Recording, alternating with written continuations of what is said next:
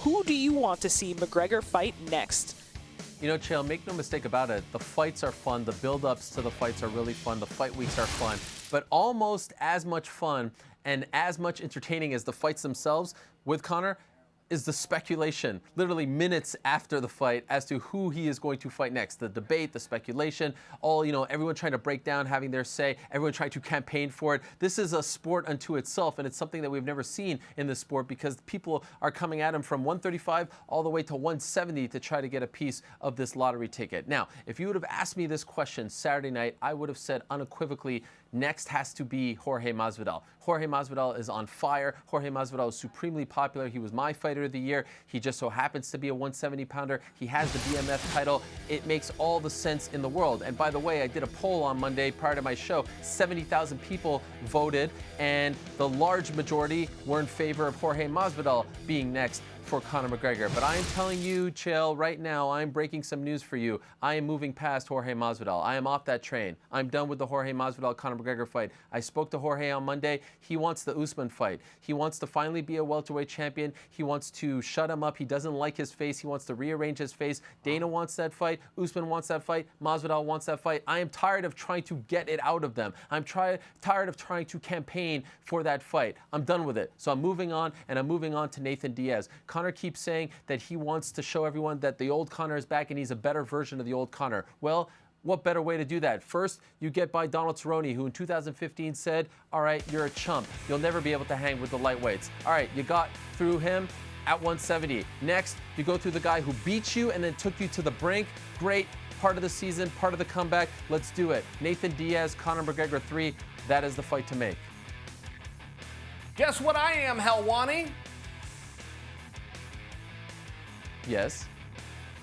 I am sold, my friend. I got to tell you, look, you brought your piece up by saying how fun it is to speculate what's next for Conor and how much we enjoy. How do we have any speculation when the person who's going to make the decision and already knows the answer, Dana White, comes out and tells us it's Khabib?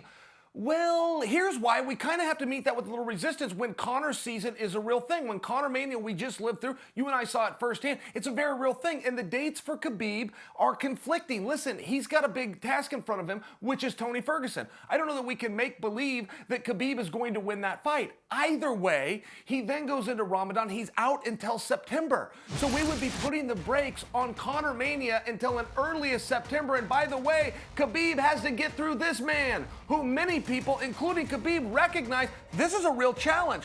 That seems to be too big of a risk for me to be willing to take when Conor is hot right now. I do think that Masvidal and Usman makes a ton of sense. It's very hard to have two guys that are both champion, right? You got the Hulk Hogan and the Ultimate Warrior. They're both wearing belts. You kind of need to put those guys together, and it does seem as though Nate Diaz can solve all of these problems. I think we can agree and concede that those guys are going to fight again, that the trilogy is going to happen again. So why not just do it now, particularly with Khabib tied up with Tony and then going into Ramadan and not here until September? I think you're right. I think Nate Diaz solves the solution.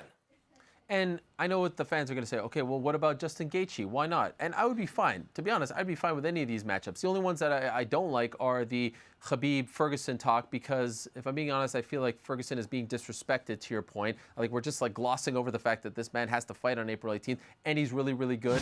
And Conor has told us time and again that he wants to be active, and he's not going to wait till September to fight again. So why do we keep bringing this up? That fight could be there at the end of the year, but it's not there right now. So what about Justin Gaethje? Can I be honest with you? The reason why I don't want the Justin Gaethje fight right now is because I really like the Conor that we saw last week. And what I mean by that is he was in good spirits, he was endearing, he was happy, he was grateful, he was appreciative. And that, in my opinion, translated into one of the best Conors we've ever seen, right?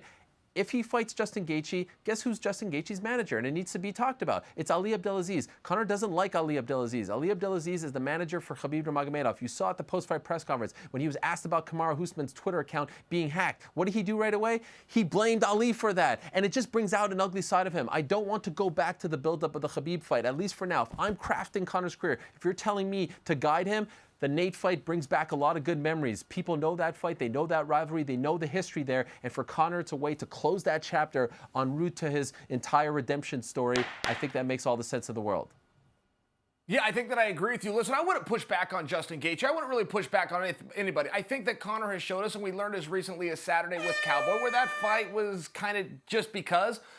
Ariel, it did great. I think the Conor thing is a real thing, but Dana White does like to operate under the guise of what makes sense. I got to have a level of sense here. So for Conor to drop down and test somebody at 155 before he goes for a world title fight would make sense, which is where maybe Gaethje could step in. But I really think that you and I are onto something. I think it's going to be Nate Diaz. Thanks for watching ESPN on YouTube. For more sports and analysis, download the ESPN app. And for live streaming and special content, subscribe to ESPN+.